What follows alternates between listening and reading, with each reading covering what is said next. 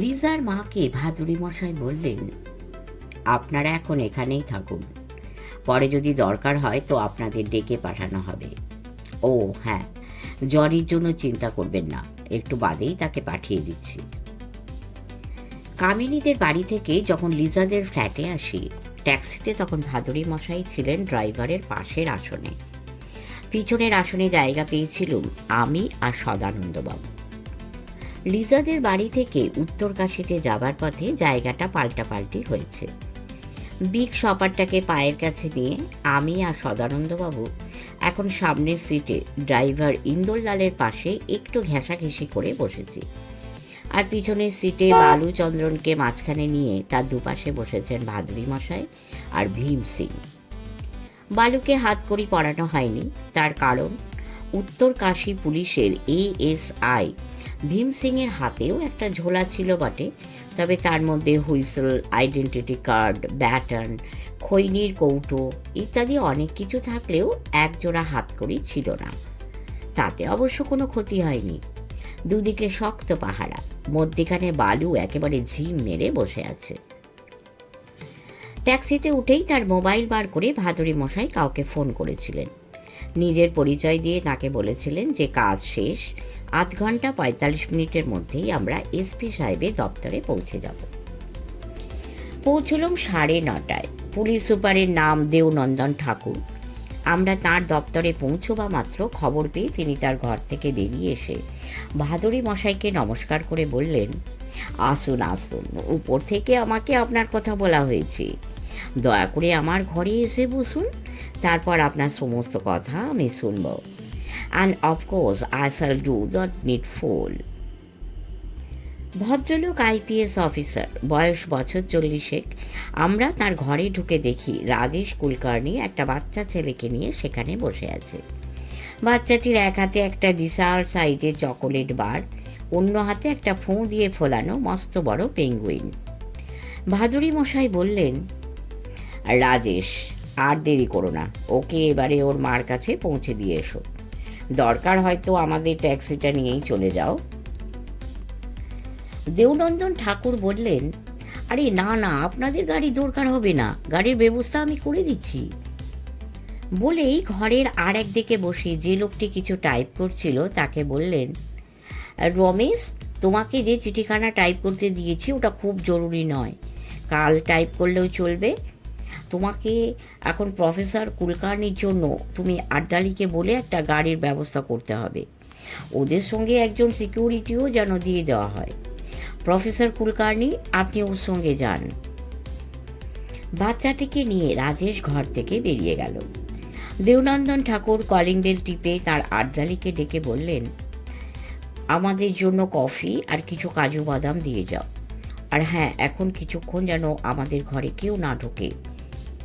তারপর ভাদুড়ি মশাইয়ের দিকে তাকিয়ে বললেন, হ্যাঁ এখন বলুন, আমি আপনার জন্য কি করতে পারি? ভাদুড়ি মশাই হেসে বললেন, you have already done a lot for us and I thank you for that. এখন আর একটা কাজ করে দিতে হবে। হ্যাঁ জরুর, বলুন। যে লোকটিকে আমি ধরে এনেছি আপাতত আমাদের ট্যাক্সিতে আপনাদের এএসআই ভীম সিং তার পাহারায় আছে। লোকটিকে অন্তত 2 দিন, আজ আর কাল, আপনাদের লকআপে আটকে রাখা দরকার।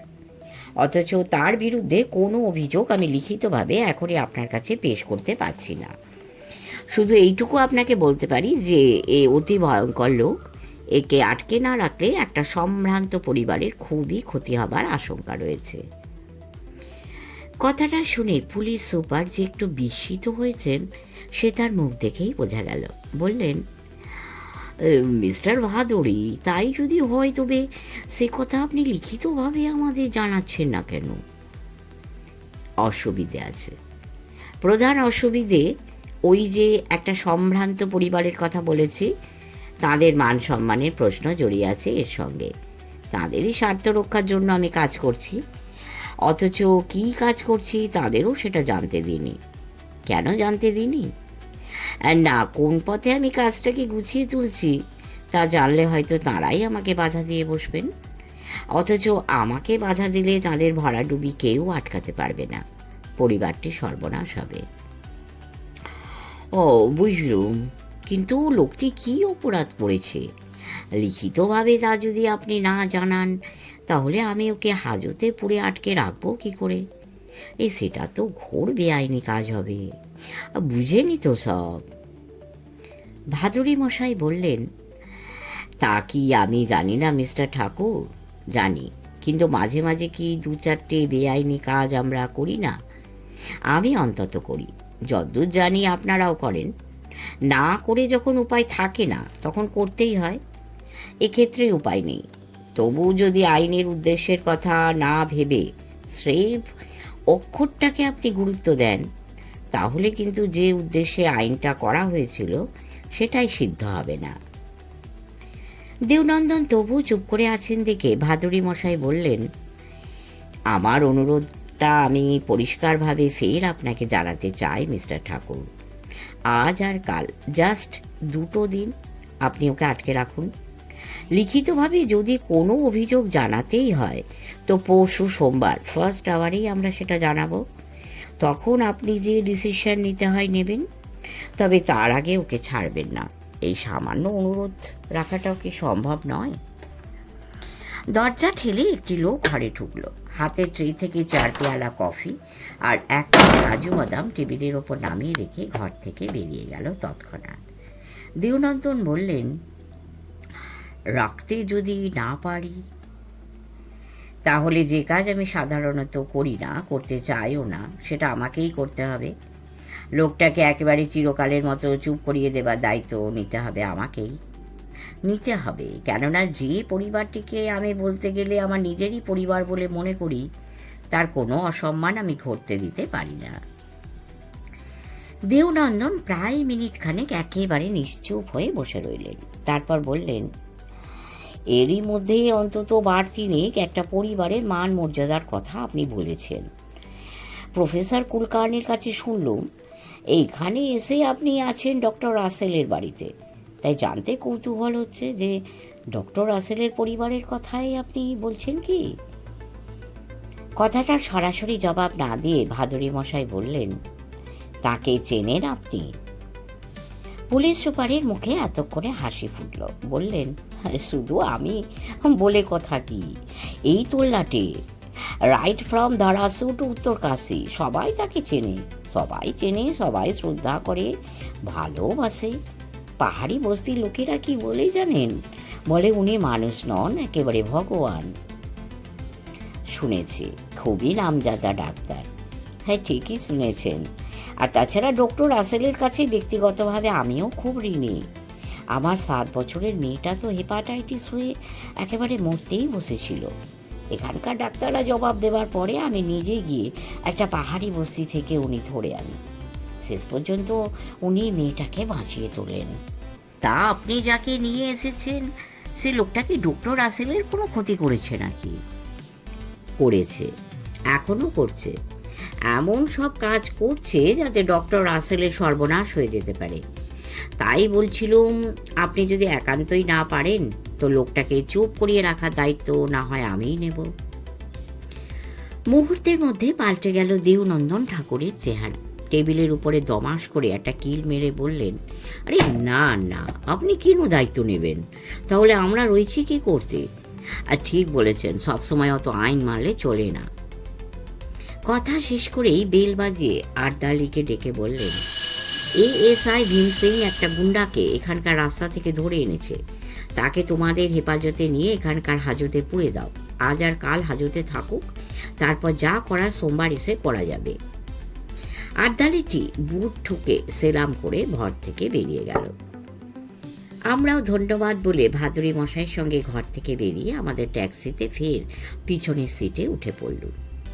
সদানন্দবাবু অনেকক্ষণ ধরে উসকুস করছিলেন, কিন্তু মুখ ফুটে কিছুই বলছিলেন না। এখন শহরের সীমানা ছাড়িয়ে আমরা হাইওয়েতে পড়া মাত্র বললেন, এই লোকটাকে গতকাল বিকেলে আমি বাঁদর কাঁধে রাস্তার ধারে দাঁড়িয়ে থাকতে দেখেছিলুম। ঠিক ঠিক, আমিও বললুম, সে তো আমিও দেখেছি। সামনের সিট থেকে ভাদুরী মশাই বললেন, তাহলে এতক্ষণ সে কথা বলেননি কেন? সদানন্দবাবু আমতা আমতা করে বললেন, হে ভয়ে, একে তো ডেঞ্জারাস লোক, তাই আবার আমাদের গাড়ির মধ্যে বসেছিলি কি না, তাই বড্ড নার্ভাস লাগছিল।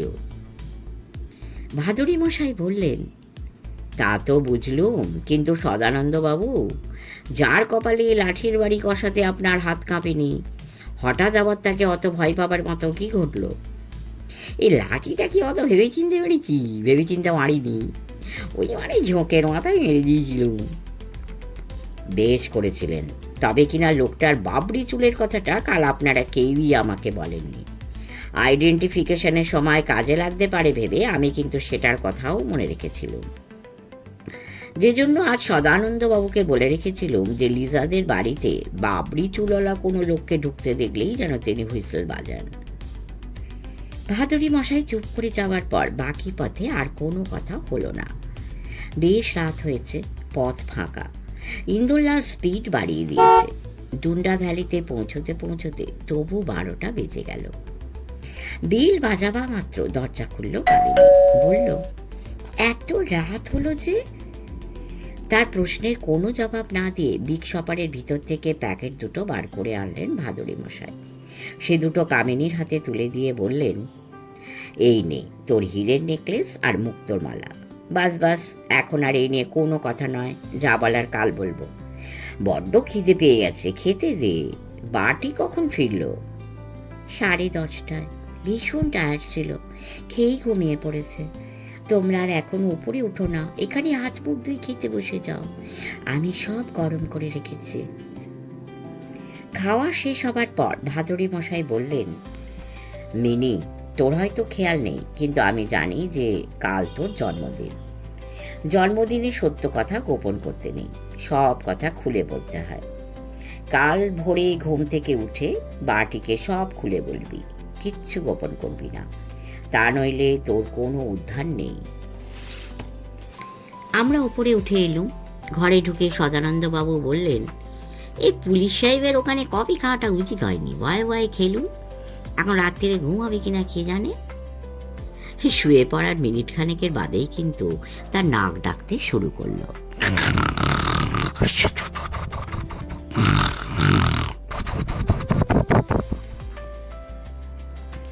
আজ 5ই মে, রবিবার। কাল ঘুমোতে অনেক দেরি হয়ে গিয়েছিল। আজ কিন্তু সকাল 7টার মধ্যে বিছানা ছেড়ে উঠে পড়েছি। সদানন্দবাবু উঠেছেন তারও আগে। ভাদুরী মশাইয়ের সঙ্গে বাড়ি থেকে বেরিয়ে যথারীতি তিনি মাইল 3 প্রাতঃভ্রমণও করে এসেছেন।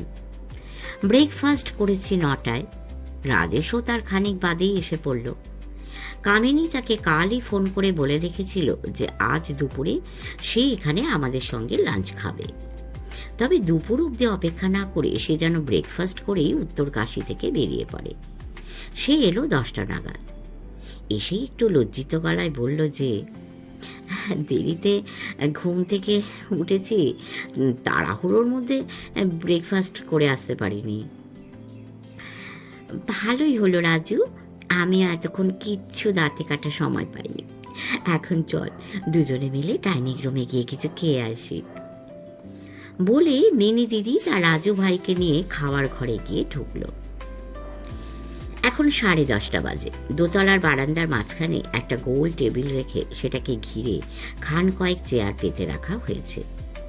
আমরা মানে বাটি, ভাদুরী মশাই, সদানন্দবাবু, আমি একটু আগেই সেখানে এসে জমায়েত হয়েছিল। এখন ব্রেকফাস্ট করে কামিনী আর রাজেশও এসে আসর একেবারে জমজমাট করে দিল।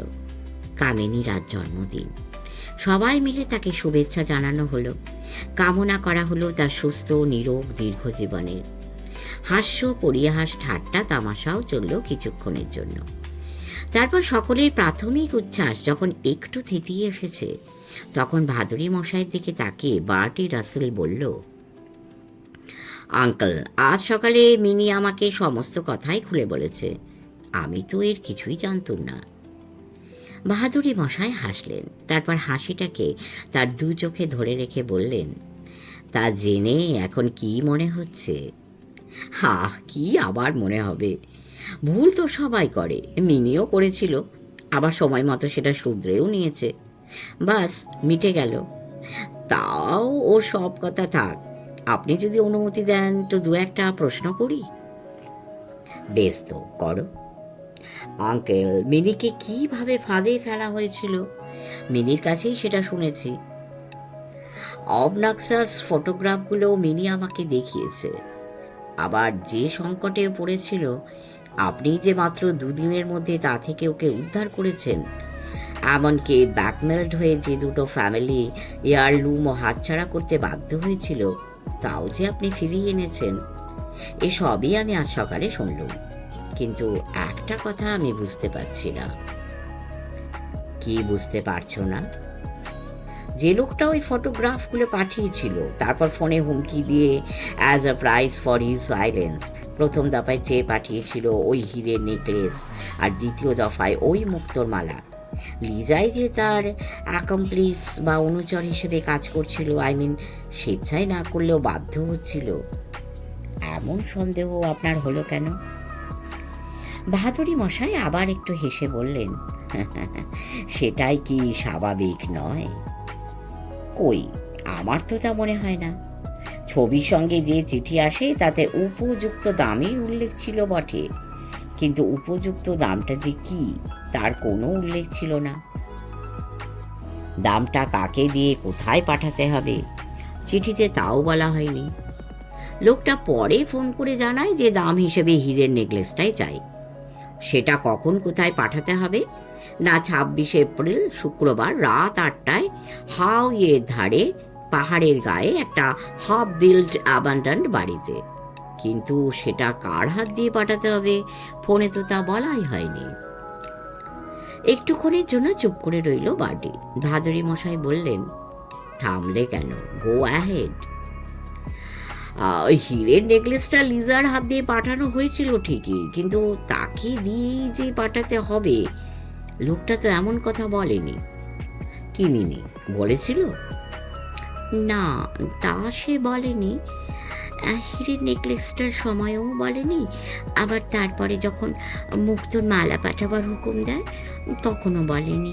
শুধু বলেছিল যাকে দিয়েই পাঠায় না কেন সে যেন কোনো চালাকি করার চেষ্টা না করে, আর হ্যাঁ, পুলিশকে যেন কিছু না জানায়।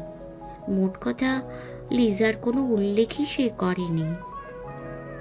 ভাদুরী মশাই বললেন, করেনি তার কারণ আর কিছুই নয়, করার কোনো দরকারই তার হয়নি। লোকটা খুব ভালোভাবেই জানতো যে জিনিস দুটো তুই লিজার হাত দিয়েই পাঠাবি। সদানন্দবাবু বললেন, এ কথা বলছেন কেন? বাটিও বলল, রাইট, জিনিস দুটো মিনি যে লিজার হাত দিয়েই পাঠাবে তা তো তার জানার কথা নয়। ইনফ্যাক্ট মিনি তো ক্যারিয়ার হিসেবে আর কাউকেও বেছে নিতে পারত। আর কাউকে মানে কাকে? ধরুন আমাকে। শুনে হো হো করে হেসে উঠলেন ভাদুরী মশাই। বললেন, হো হো হো হো, তোমাকে? Of all persons? বাটি, লোকটা বজ্জাত কিন্তু বোকা নয়। তুমি কি ধরেই নিচ্ছ যে তোমাকে সে চেনে না? আরে বাপু, ও খুব ভালোই চেনে। সে জানে যে তুমি আপরাইট লোক, তুমি কোনো অন্যায়ের সঙ্গে আপোষ করবে না। ঘুষ দিয়ে কারো মুখ বন্ধ করতে তুমি রাজি হবে না, উল্টে হয়তো রাইফেল নিয়ে সায়স্তা করতে ছুটবে। আর তাছাড়া, আমি বললুম, তাছাড়া কি? লোকটা এটাও জানতো মিনি তার স্বামীকে কিছুতেই এর মধ্যে টানবে না, কেননা স্বামীর কাছ থেকে ব্যাপারটাকে সে লুকিয়েই রাখতে চায়। রাজেশ এতক্ষণ কোনো কথা বলেনি।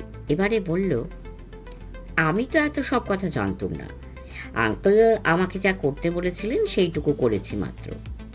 একটু আগে ব্রেকফাস্ট করতে বসে মিনি দিদির কাছে সব শুনলুম। তো আমিও একটা কথা বুঝতে পারছি না আঙ্কেল। কি বুঝতে পারছিস না? Why did মিনি দিদি have to choose Liza? Doctor রাসেলকে নাই পাঠাক, ক্যারিয়ার হিসেবে বাড়ির কাজের লোকেদেরও কাউকে তো পাঠাতেই পারত। ভাদুরী মশাই হেসে বললেন, তাও যে মিনি পাঠাবেন না, লোকটা সে কথাও ভালোই জানতো। ওরে মিনি, কাজের লোকদের যে কেন ক্যারিয়ার হিসেবে পাঠাসনি তুই, আমি তো তা জানি। এবারে রাজেশকে বুঝিয়ে দে। মিনি বলল, রাজু, তুই দেখছি সেই ছেলেবেলার মতোই গাধা রয়ে গেলি। হ্যাঁ, তোর বুদ্ধি একটুও বাকিনি। ওরে হাঁদারাম, কাজের লোকেদের যদি এর মধ্যে টানতো, কথাটা তাহলে ৫ কানে হতোই, একসময় বাটির কানেও পৌঁছে যেত। সেজন্যই ওদের কাউকে কিচ্ছু বলিনি। আর তাছাড়া বললে কেউ রাজিও হতো না।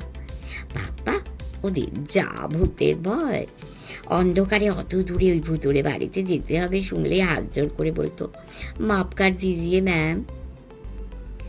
বাহাদুরি মশাই বললেন, হ্যাঁ তো এই হচ্ছে ব্যাপার। মিনি যে তার স্বামীকেও পাঠাবে না, বাড়ির কাজের লোকেদেরও পাঠাবে না, লোকটা তা জানতো। তাহলে বাকি রইল কে? একটুক্ষণ চুপ করে রইলেন ভাদুরী মশাই, তারপর নিজেই প্রশ্নের উত্তর দিয়ে বললেন, রইল বাকি এক, অর্থাৎ কিনা একমাত্র লিজাই বাকি রইল।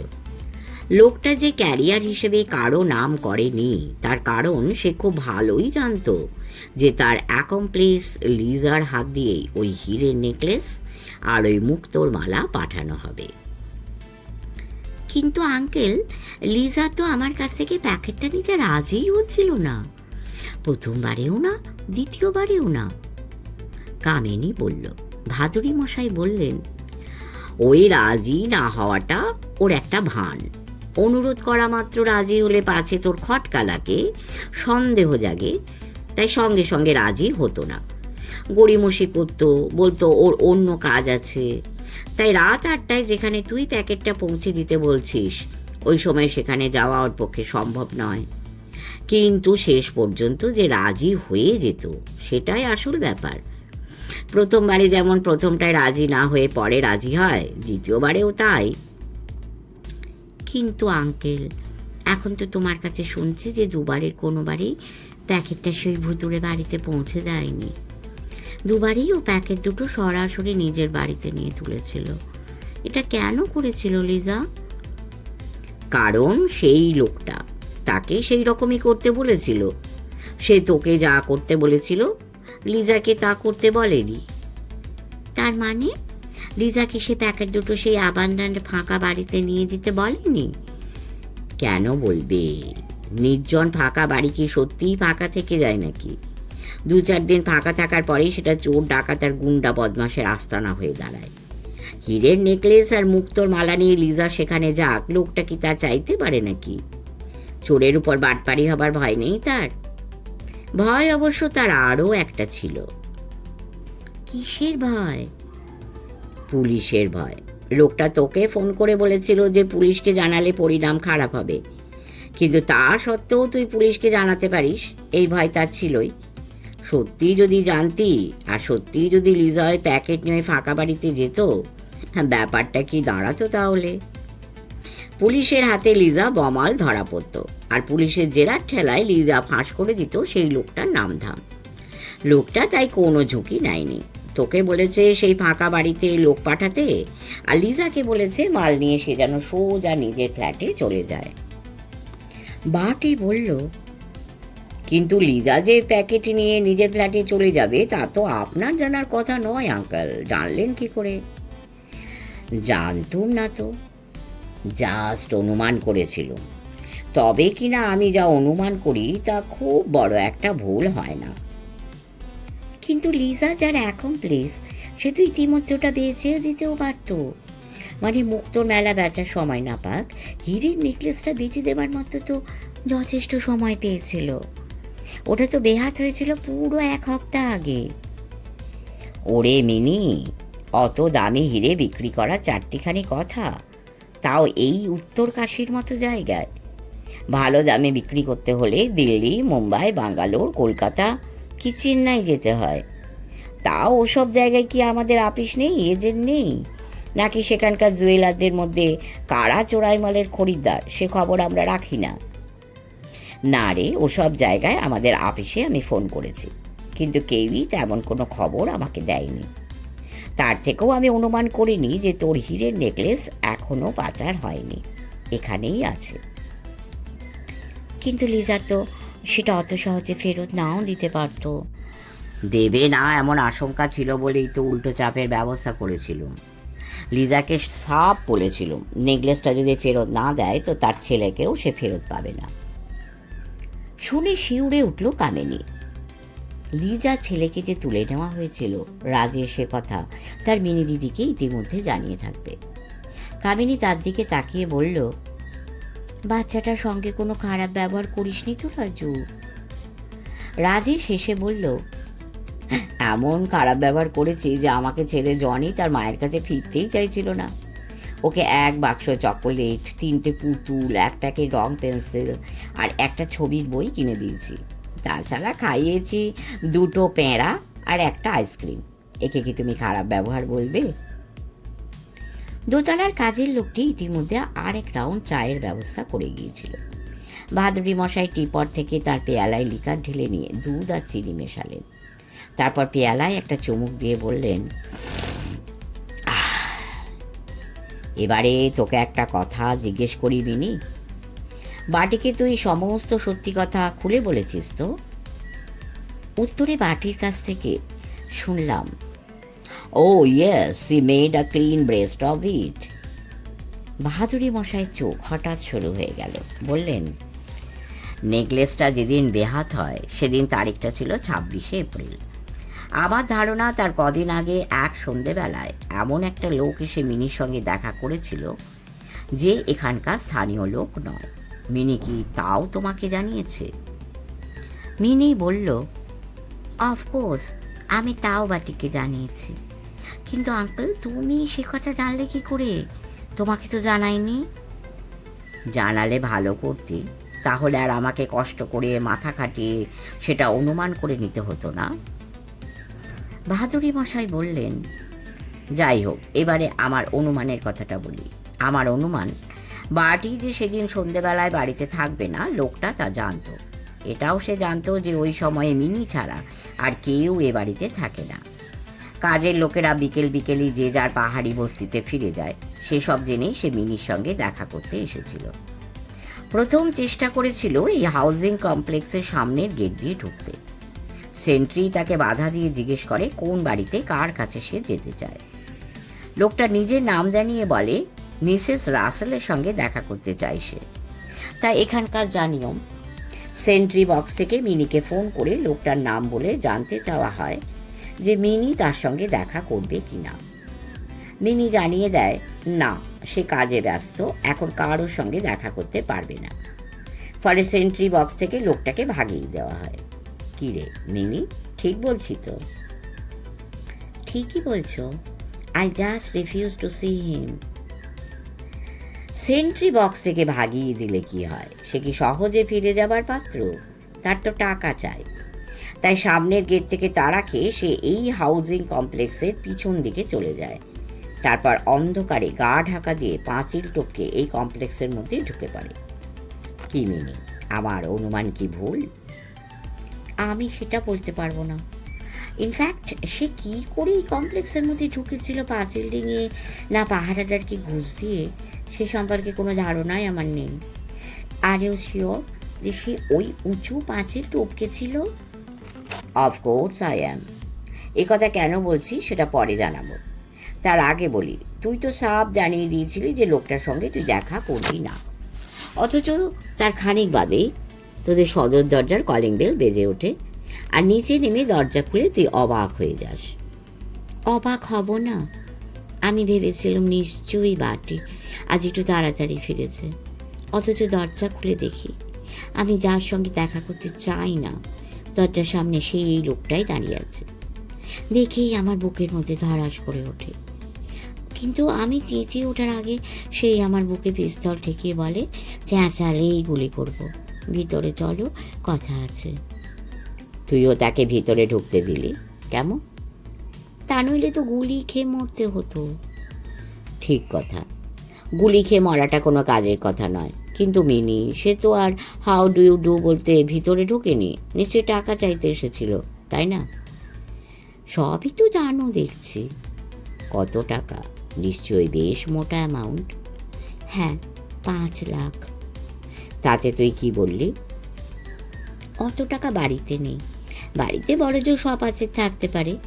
তাতে বলল, ঠিক আছে আপাতত তাই দাও, তবে পরে কিন্তু আবার আমি আসবো। আমি আর কথা না বাড়িয়ে 500 টাকা দিই। শুনে ভাদুরী মশাই একটু চুপ করে রইলেন। তারপর বললেন, একটা কথা জিজ্ঞেস করি, ওকে বসিয়েছিলি কোথায়, আর ছিলই বা কতক্ষণ? এত ময়লা জামা কাপড় পরে এসেছিল যে আমি চাইনি বাইরের কেউ ওকে দেখে ফেলে। একতলার ড্রয়িং রুম আর লাইব্রেরি রুমটা তো বাইরের দিকে, তাই সেখানে না বসে ওকে ডাইনিং রুমে নিয়ে আসি। সেখানেই তো প্রায় 8 ঘন্টা 40 মিনিটের মতো ছিল। যতক্ষণ ছিল তুই ওকে চোখে চোখে রেখেছিলি? তা তো রেখেই ছিলুম। তার মধ্যে 2-4 মিনিটের জন্য কি তোর চোখের আড়াল হয়নি? মনে তো হয় না। বলে এক মুহূর্ত একটু ভেবে নিয়ে মিনি বলল, এই দাঁড়াও দাঁড়াও, ওকে ডাইনিং রুমে বসিয়ে রেখে একটুক্ষণের জন্যে আমাকে একবার পাশের লাইব্রেরি ঘরে যেতে হয়েছিল। ভাদুরী মশাই চোখ দেখলুম আবার শুরু হয়ে এসেছে। বললেন, কেন গিয়েছিলে? আমাদের খুচরো খরচপত্রের জন্য কিছু টাকা আমি ওখানে একটা ড্রয়ারের মধ্যে রাখি। সেখান থেকে ওই 500 টাকা নিয়ে আসতে গেছিলুম। টাকাটা নিয়ে আসতে তা ধরো মিনিট খানেক লেগেছিল। সেই একটা মিনিট ও একাই ছিল তোদের ডাইনিং রুমে? হ্যাঁ। উত্তরটা শুনে একেবারে সঙ্গে সঙ্গে ভাদুরী মশাই প্রশ্ন করলেন, হ্যাঁ রে মিনি, ওই যে এনার্জি প্লাস বলে একটা টনিক তুই খাস, ওর বোতলটা তুই রাখিস কোথায়? হঠাৎ এমন প্রশ্ন করা হবে কামিনী তা ভাবতে পারেনি। বলল, এই কথা কেন জিজ্ঞেস করছো? কোথায় রাখিস তাই বল। কেন জিজ্ঞেস করছি পরে বলবো, আগে আমার কথা জবাব দে। টনিকটা তো খাই লাঞ্চ আর ডিনারের আগে। বোতলটা তাই ডাইনিং রুমের টেবিলের উপরেই থাকে, আজও তাই আছে। আজকেরটা অবশ্য নতুন বোতল, মানে পরশুদিন তুমি যে নতুন বোতলটা আমার জন্য কিনে এনেছো সেটা। ভাদুরী মশাই বললেন, ওটার কথা হচ্ছে না, আমি বলছি এনার্জি প্লাস টনিকের পুরনো বোতলটার কথা।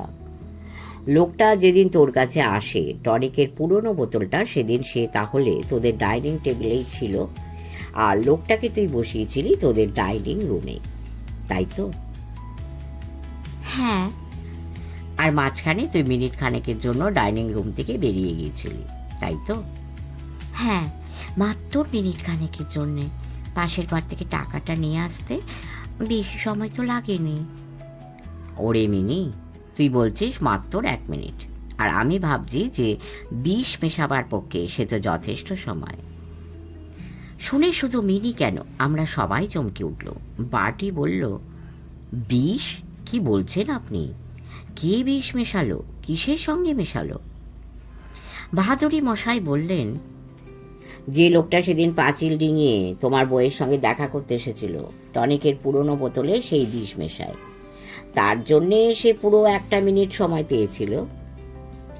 রাজেশ হাসছিল, বলল, বিষটা যে আর্সেনিক, ল্যাবরেটরি টেস্টের রিপোর্ট পেয়ে কালই তা আমি আঙ্কেলকে জানিয়ে দিই। কিন্তু আঙ্কেল, টনিকে যে বিষ মেশানো হয়েছে এমন সন্দেহ আপনার হলো কি করে? সন্দেহ হলো স্রেফ মিনির একটা কথা শুনে। মিনি বলেছিল টনিকটা স্বাদ অতি বিচ্ছিরি। শুনে আমার খটকা লাগে। তার কারণ এনার্জি প্লাস একটা বিখ্যাত কোম্পানির বিখ্যাত টনিক। চটপট এনার্জি বাড়াবার জন্য অনেকেই খায়। আমার বোন মালতীর কিছুদিন আগে টাইফয়েড হয়েছিল। সেরে ওঠার পরে তাকেও ওটা খেতে দেখেছি, কিন্তু কই, কাউকে তো কখনো বলতে শুনিনি ওটার স্বাদ খারাপ। মিনির তাহলে স্বাদটা খারাপ লাগছে কেন? না রাজেশ, প্রথমেই যে বিষের কথা ভেবেছিলুম তা নয়, শুধু সন্দেহ হয়েছিল। হয় ওটা স্পুরিয়াস অর্থাৎ জাল, আর নয়তো ওতে কিছু মেশানো হয়েছে। কিন্তু মিনি দিদিকে প্রথমেই সে কথা আপনি বলেননি। কেন বলবো? তবে হ্যাঁ, মিনি ওটা খেয়ে যাক তাও আমি চাইনি। তাই আমারও এনার্জি বাড়ানো দরকার বলে ভুজুং দিয়ে বোতলটা আমি মিনির কাছ থেকে হাতিয়ে নিয়ে উত্তরকাশী যাই। গিয়ে এক ফাঁকে বোতলটা তোকে দিয়ে বলি যে এর কন্টেন্টটা একটু পরীক্ষা করে দেখতে হবে। তা পরীক্ষার ফল তো জানাই গেল। আমি বললুম, কিন্তু টনিকটা তো লিজা এনে দিয়েছিল। কামিনীকে ওটা নিয়মিত খেতেও বলেছিল। বিষ মেশাবার ব্যাপারে আপনার সন্দেহ তাই লিজার ওপরেই পড়া উচিত ছিল, তাই না? আপনি ঠিক কথাই বলেছেন। ইনফ্যাক্ট এ ব্যাপারে আমি প্রথম সন্দেহ করেছিলাম লিজাকে, কিন্তু কাল রাত্রিরে হঠাৎ আমার একটা খটকা লাগে। কেন? কেউ কি এমন কিছু বলেছিল সন্দেহটা যাতে লিজার ওপর থেকে ওই লোকটার ওপরে গিয়ে পড়ে? সদানন্দবাবু বললেন। ভাদুরী মশাই বললেন, না না, ওটা কারো কিছু বলার ব্যাপার নয়, কোথাও কিছু দেখার ব্যাপার। দুটো জিনিস আমি দেখেছি, একটা পরশু দেখেছি, একটা কাল। একা আমি যে দেখেছি তা নয়, যেমন আমি দেখেছি তেমন সদানন্দবাবু আর কিরণবাবুও দেখেছেন, কিন্তু তার তাৎপর্য ওরা ধরতে পারেননি। আগে বলি পরশু দেখা জিনিসটার কথা। জিনিসটা আর কিছুই নয়, ব্রাউন রঙের এক ফালি ছেঁড়া কাপড়। ফালিটা এই কমপ্লেক্সের কম্পাউন্ড ওয়ালের উপরের কাঁটাতারে আটকে ছিল। কি কিরণবাবু, মনে পড়েছে? বললুম, তা কেন পড়বে না? তা ওটারও কি কোনো তাৎপর্য আছে নাকি? আছে বই কি। ওই ফালি কাপড় দেখে আমি বুঝে নিই যে এখানকার কম্পাউন্ড ওয়াল টপকে কেউ ভিতরে ঢুকেছিল, কিন্তু ওই পথে ঢোকার সময় কিংবা ওই পথে বেরিয়ে যাবার সময় কাঁটা তারে তার প্যান্ট আটকে গিয়ে ছিঁড়ে যায়, আর ছেঁড়া অংশটা ওখানেই ঝুলতে থাকে। তারপর কাল রাতে যে লোকটার সঙ্গে একেবারে হঠাৎই আমাদের পরিচয় হলো, দেখলুম তার প্যান্টের পায়ের দিকটা হাঁটু অবধি গোটানো। সদানন্দবাবুর সেটাকে ইনডিসেন্ট ব্যাপার বলে মনে হয়েছিল, তবে আমি ঠিকই বুঝে গিয়েছিলাম যে প্যান্টটার পায়ের অংশ ছেঁড়া বলেই সেটা ঢাকা দেবার জন্য লোকটা তার প্যান্টের পায়ের দিকটা ওইভাবে গুটিয়ে রেখেছে। সদানন্দবাবুকে আমি সে কথা বলেওছিলুম। সদানন্দবাবু বললেন, উইয়ে বাবা, তারপর? তারপর আর কি, বুঝে গেলুম যে এই লোকটাই পাঁচিল টপকে এই হাউজিং কমপ্লেক্সে ঢুকেছিল। আর সেই যে ভয় দেখিয়ে হীরের নেকলেস আর মুক্তোর মালা আদায় করার পাণ্ডা, তাও তো ততক্ষণে আমরা বুঝে গেছি। তাই এতেও আর আমার সন্দেহ রইল না যে এই হাউজিং কমপ্লেক্সে সে মিনির কাছেই এসেছিল। তখন ভাবতে লাগলুম, কেন এসেছিল? তার কাজ তো ভয় দেখিয়ে যতটা পারে আদায় করে নেওয়া। তা ভয় দেখাবার কাজটা তো নোংরা কিছু ছবি পাঠিয়ে, চিঠি লিখে আর ফোনে হুমকি দিয়েও করা যায়। তাহলে সেসব করার আগে সে দেখা করতে এসেছিল কেন? এমন কি কাজ ছিল তার, যার জন্যে এখানে আসতেই হয়েছিল তাকে? একটুক্ষণের জন্য চুপ করে রইলেন ভাদুরী মশাই, একটা সিগারেট ধরালেন, তারপর এক রাজ ধোঁয়া ছেড়ে বললেন, একই সঙ্গে ভাবছিলুম বিষ মেশাবার কথাটাও। ওটা কি সত্যিই লিজা মিশিয়েছে? সে কেন এই বোকামি করবে? সে তো জানে যে সেই যে মিনিকে টনিকটা এনে দিয়েছে, আর মিনিকে সেটা নিয়মিত খেতেও বলেছে সে। মিনি ডাক্তার স্বামীর পক্ষে সেটা জানাই স্বাভাবিক। তাহলে লিজা জেনে শুনে এই ঝুঁকি নেবে কেন? আর তখনই একেবারে বিদ্যুৎ চমকের মতো আমার মনে হলো, পাঁচিল টপকে যে লোকটা এসে মিনির সঙ্গে দেখা করেছিল, বিষটা সেই মিশিয়ে দিয়ে যায়নি তো? তা মিনির কথা শুনে এখন বুঝতে পারছি যে এটাও আমার ভুল অনুমান নয়। রাজেশ বলল, আপনার কোনো অনুমানই ভুল নয় আঙ্কেল। তারপর মিনির দিকে তাকিয়ে হেসে বলল, ভয় পেও না মিনি দিদি, ল্যাবরেটরি টেস্টের রিপোর্ট আমি দেখেছি। যে পরিমাণ আর্সেনিক তোমার পেটে গেছে তাতে তুমি মরবে না। ভাদুরী মশাই বললেন, এবারে আসল কথায় আসি। পুলিশকে আমি লিখিতভাবে কিছুই জানাইনি। লিখিত অভিযোগ জানালে মামলা হবে। তা যদি হয় তাহলে বালুর অন্তত বছর কয়েকের জেল তো হবেই। লিজাও বেকসুর খালাস পাবে না। অথচ আমার ধারণা, লিজা যাই করুক সেটা স্বেচ্ছায় করেনি, প্রাণের ভয়ে করেছে। কিন্তু আদালত সে কথা বিশ্বাস করলেই বা কি? জেল না হোক, হাসপাতালে তার চাকরিটা আর থাকবে না। সেক্ষেত্রে তো আসল শাস্তি হবে তার ওই বাচ্চা ছেলেটির। মায়ের চাকরি গেলে তো সে না খেয়ে মরবে। বাটি বলল, ঠিক কথা। আর একটা কথাও আমি ভাবছি, মামলা হলে তার খবর চাপা থাকবে না। কাগজে কাগজে এমন হেডলাইন দিয়ে খবর বেরুবে যে তোমাদের পারিবারিক মান মর্যাদাও নষ্ট হবে। সেটাও ভাবো। ভাবার কিছু নেই, পুলিশের কাছে আমরা কোনো অভিযোগ জানাবো না, বাটি বলল। Thank you Bati, you have taken the right decision. তবে হ্যাঁ, এসপিকে আমি ব্যক্তিগতভাবে অনুরোধ জানাবো, লোকটাকে ছেড়ে দেওয়ার সময় যেন তাকে বেশ করে শাসিয়ে তবেই ছাড়ে। ফের যদি সে এই তল্লাটে ঢোকে তো পুলিশ তার হাড় গোড় ভেঙে দেবে। বাটি বলল, ঠিক আছে, সত্যি আমি চাই না যে মামলা হোক, কিন্তু আঙ্কেল, ছবিগুলোর কি হবে? ওগুলোর নেগেটিভ তো লোকটার কাছেই রয়ে গেল। ইচ্ছে মতো প্রিন্ট করবে আর এখানে ওখানে পাঠাবে, সেও তো এক ভয়ঙ্কর ব্যাপার। বাহাদুরি মশাই হেসে বললেন, ছবিগুলো তুমি দেখেছ? হ্যাঁ, মিনি দেখিয়েছে। অথচ তুমি বুঝতে পারোনি যে ওগুলো জাল ছবি, তাও অত্যন্ত কাঁচা হাতের জাল। আশ্চর্য। ওহে বাটি, আমি তো দেখেছি মাত্র একটা ছবি, তাতেই বুঝেছি যে ওতে শুধু মুখটাই মিনির, বাদবাকি সবই জাল। আমি বললুম, তার মানে হাঁসঝাড়ু? ভাদুরী মশাই বললেন, ঠিক তাই। ব্ল্যাকমেল করার এই কায়দাটা আজকাল খুব চালু হয়েছে। কামিনী বলল, শুধু মুখটা আমার, বাদবাকি শরীরটা আমার নয়? তুমি সেটা বুঝলে কি করে আঙ্কেল? ওরে বোকা মেয়ে, তুই নিজেকে চিনিস না? তোর বাঁ হাতের কনুয়ের 1 ইঞ্চিটা উপরে হাতের সামনের দিকে কোনো জরুল আছে?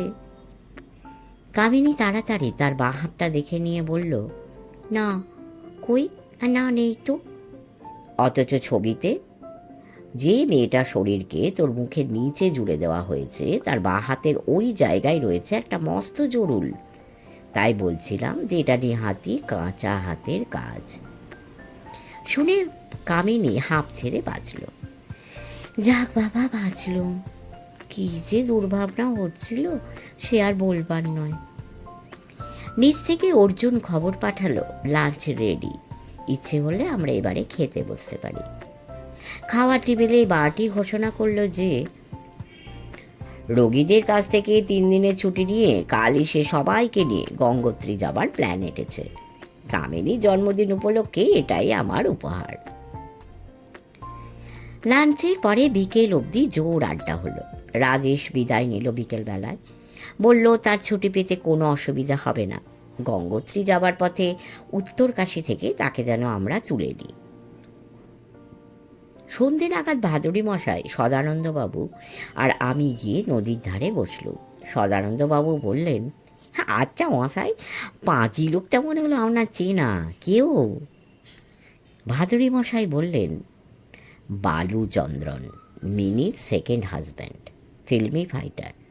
এককালে মারপিটে ছবিতে ওর চাহিদা ছিল, এখন আর কেউ পোছে না। শুনে সদানন্দবাবু বললেন, এই ছ্যা ছ্যা ছ্যা, কি আজকের লোক, ছি ছি ছি ছি ছি। শেষ করলাম কামিনীর কণ্ঠহার। যদি ভালো লেগে থাকে অবশ্যই কমেন্ট করে জানাবেন, লাইক করবেন, সাবস্ক্রাইব করে আমাদের পাশে থাকবেন এবং করুণাময়ের করুণায় সকলে ভালো থাকবেন। শুভ অক্ষয় তৃতীয়ার শুভেচ্ছা সবাইকে। নমস্কার।